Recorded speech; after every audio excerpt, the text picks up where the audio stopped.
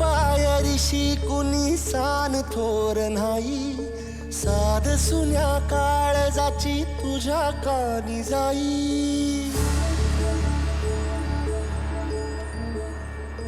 हे तरी त्यांना थोडस आपल्याला तशी धान्य जरी उपलब्ध झालं तर त्या तरी मोठा रिलीफ घ्यायचा आहे तुम्हाला उद्या.